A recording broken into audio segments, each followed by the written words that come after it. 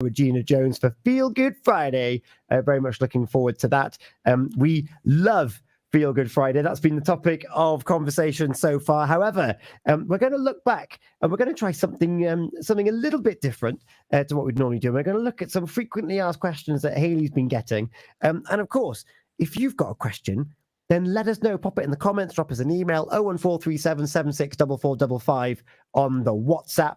And you never know, we might get them to this evening, or we'll have a look at the next edition of Healthy Minds, Better Lives, which if I consult my calendar here will be, drum roll please, the 14th of March. So I'm already looking forward to that one. But Hayley, I assume that as much as we are all very complicated, intricate human beings on planet Earth, that we all share similar themes. I think we do. And I think we assume we don't far more than we assume we do. Oh, okay. So there's going back to that perception. We think, well, no one else can live a life like me. Yes. They always think they're on their own and nobody else is going through it. Yeah, I see it a lot.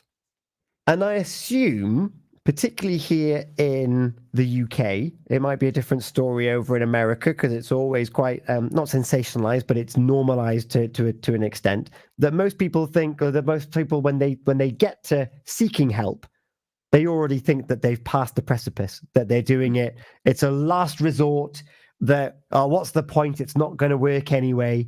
What would be your response to those? I see this all the time. People think that they're too far gone and that there's no option. And the reason they get to that point is because they've tried different therapies before. They've tried the doctor, they've tried medication, and nothing seems to be changing. But actually, nobody's too far gone to be helped. It's just learning the right skills and doing the right things in therapy that allows you to release all the stuff, because people don't release stuff. They don't release the emotional roots.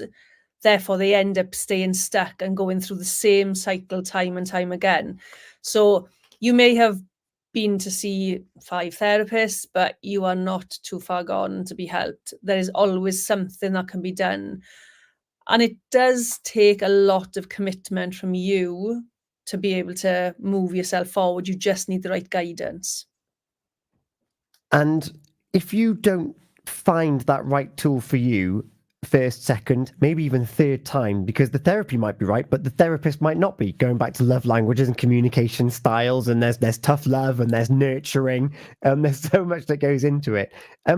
You might get some people that are going to think, am I ever going to feel the joy and the vibrancy that I ever felt before when I was a child growing up? What's your answer to those that might be struggling to come to terms with that? Absolutely. It is so possible with the right help. It's a mix, isn't it? It's like throwing a load of ingredients in and getting it right. It's having the right person to take you through the right journey and making sure that you are I keep saying this about letting things go. I can't emphasize enough how important it is to let those emotions go. There's no good talking around it, because that's what happens. People talk around emotions. They don't talk and process, express, and release them. So it is possible to be happy again. You just have to empty that emotional vessel. I love that. I bought my sister a book, and I can't remember the title or who it's by because it was bought as a gift, but I knew she would like it. If she's watching or listening, please let me know the title of the book I bought you. But there's one section in there which is about kind of confronting in a non-judgmental way. And this was always great about, I mentioned acceptance and commitment therapy earlier, and it's about engaging in communication without that judgment and saying, when that happened, I felt like this. And it's not about, you made me feel like this, because that's misinterpreting intention and action. But it's, when this circumstance arose, it made my emotions feel like this in response.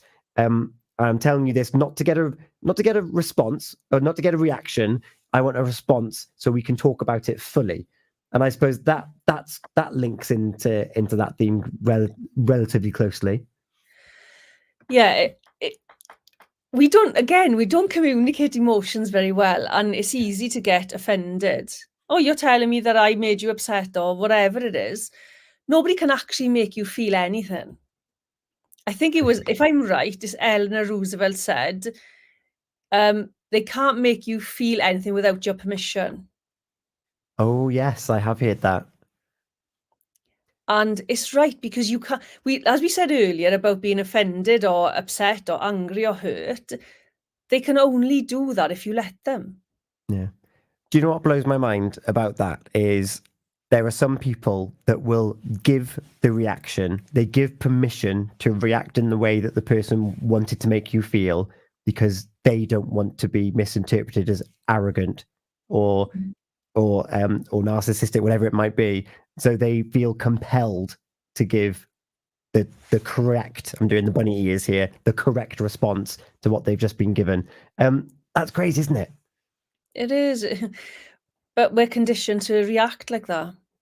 Can you imagine growing up, everybody being open about, this is how I feel because of this situation? Can you imagine that we all did that and we all got used to doing that, and there's no offense meant? It's just open and honest. We don't do it. No, we don't. We've got some comments coming in on the Facebook. Now, Tina, I'm going to put your question on the thing, but I don't know if we will necessarily cover this here.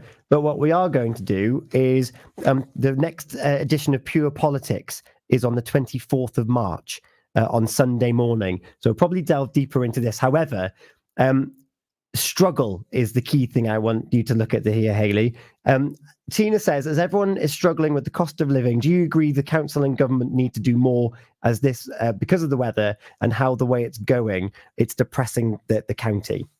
And of course, this does tie in today in Pembrokeshire. The chairman's released a statement and they're looking at the council tax increase, which is going to have huge ramifications for families in Pembrokeshire. Pure Politics is going to be picking that one up. Don't you worry about it. But Hayley, for those individuals on the receiving end of these conversations, how can we, well, practically speaking, I don't know the answer, but how can we help ourselves in these times? I think this is something that I see a lot of, is that people try and control what they can't control. So as much as I think that maybe the council and government can do more, they can always do more. You know, they've never got to the point of doing everything possible. But we have a responsibility ourselves, and I say this to organisations as well. As individuals, we have a responsibility to look after ourselves, to not necessarily make ourselves happy, but to self-care, to do things that make us feel better, to choose to do things that we can control. And I think if you spend your time worrying about what you can't control, and I absolutely, I'm not dismissing or minimizing the cost of living crisis and all these challenges. But if you think about, I think about my gran, like my gran passed away many years ago, but her time, they didn't have money. My gran was poor as a church mouse, but she was always happy. Always happy. She made a point of doing things like baking and doing things that filled her heart. And I think we've not been encouraged to do that enough. Yeah, it's really tough out there. We don't have the practical answers, but going back to that perception, fill your soul up with something else. And as I say, we're going to be confronting those issues on Pure Politics at the end of March. Lloyd's been in touch as well. I suffer with MH. How do you reckon is the best way to get better?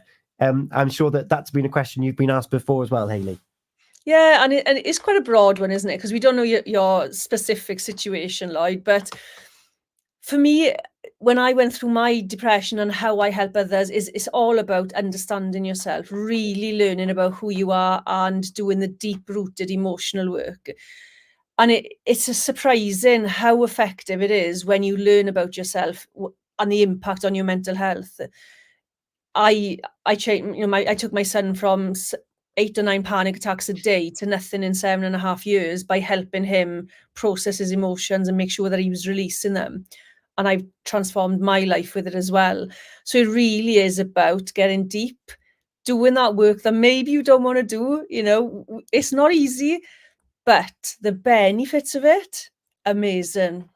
Yeah. It can feel like the biggest, scariest brick wall that you try and climb when you confront them. You don't want to move that first brick and see what's behind it. So it's easier to stay in your current status and think, well, I understand what this is. I don't know what's going to happen when I open that door, when I remove that brick and that wall comes tumbling down.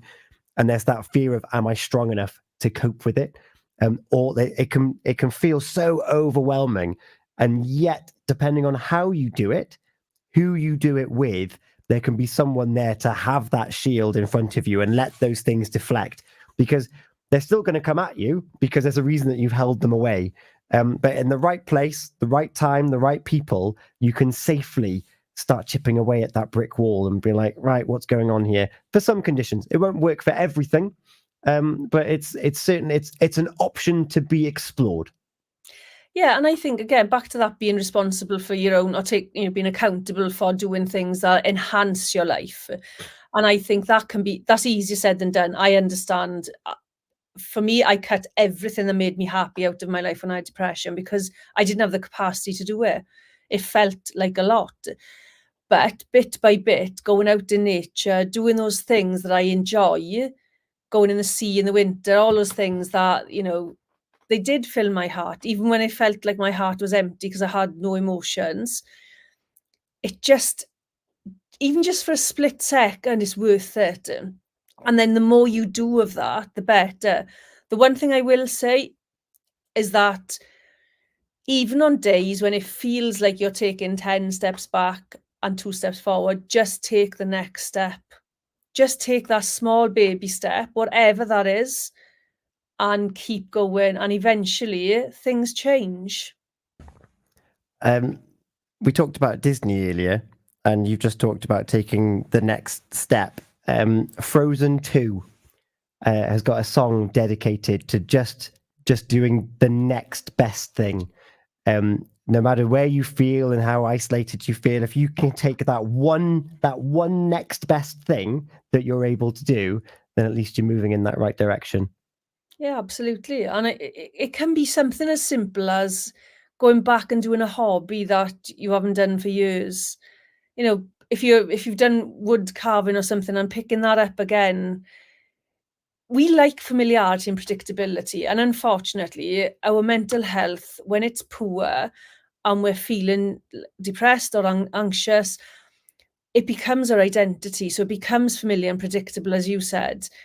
But to step out of that familiar and predictable and do something different and disrupt those patterns, it changes things. The more you disrupt the patterns, the quicker it'll change. And change is possible. Time to Talk Wales, Time to Talk Day on the 1st of February can tell us that. And what we've got lined up for you is a chat with the head person of the initiative. And so if you are struggling to move those pieces from that brick wall, stay tuned. Tune in on on your smart speaker if you have one, on the PWR app or online. Just putting the details on the bottom of the screen there, because we've got Time to Talk. We've got Claire Neal talking about burnout still to come. We've got Obesity Awareness Week, looking at nutrition and the hidden benefits of weight loss. So all of that is still to come on Healthy Minds.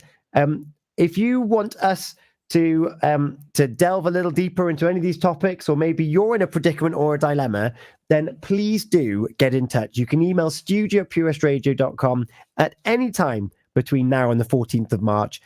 We'll compile that together, we can anonymize it, and we can talk about the themes that are linked with whatever predicament you're in and that you're seeking some external advice about.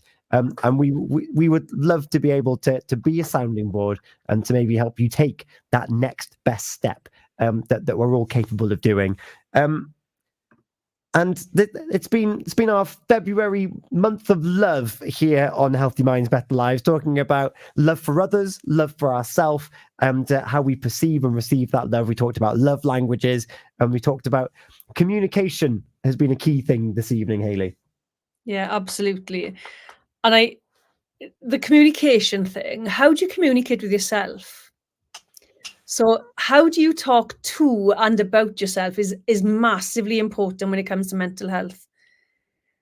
Because if you are talking about yourself to other people in sort of, I can't do this and I'm rubbish at that and I failed at this. And if that's what you're telling other people and yourself, and then you go and tell yourself, I'm failing, I'm a bad person, I'm not a good friend, then you're not getting much in terms of empowerment. You're getting a lot of negativity, and you wouldn't do that to your friend. So let's improve how we talk to and about ourselves.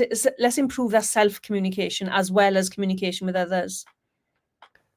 I agree. Communicating with others. I was communicating with Delton in the school last week, which is why you said there for me in school on Friday. Delton, the pleasure was all mine. And if you want to hear from the teachers at Portfield and the Education Minister, and also to Delton's schoolmates, tune into the Breakfast Show on Monday morning, where we'll find out more information as to why I was in the school the other day. Hayley, the playlist has done it again. I haven't put this in. What artists have we mentioned this evening? Queen. We've got Bohemian Rhapsody coming up next on the Healthy Minds, Better Lives. It genuinely wasn't me. It was already there. Stick around just to remind you, we've got Time to Talk Wales. We've got Claire Neal talking about burnout, Obesity Awareness Week, nutrition and the hidden benefits of weight loss, and also looking at research going forward. Hayley, as ever, thank you so much for your time. On this Thursday evening, should we do it again on the 14th of March? Yeah, I reckon it'd be good to do it again. Thank you so much. Thank you to everybody who's got in touch, to Jim, Bob, to AJ, Lloyd and Tina. I mentioned the Pure Politics as well. That's coming back in March on the Sunday morning on the 24th. We'll be back. Send your messages in studio at purewestradio.com. And Bohemian Rhapsody's up next. It's 5 minutes past 10 o'clock here on Pure West Radio. Is this the real life?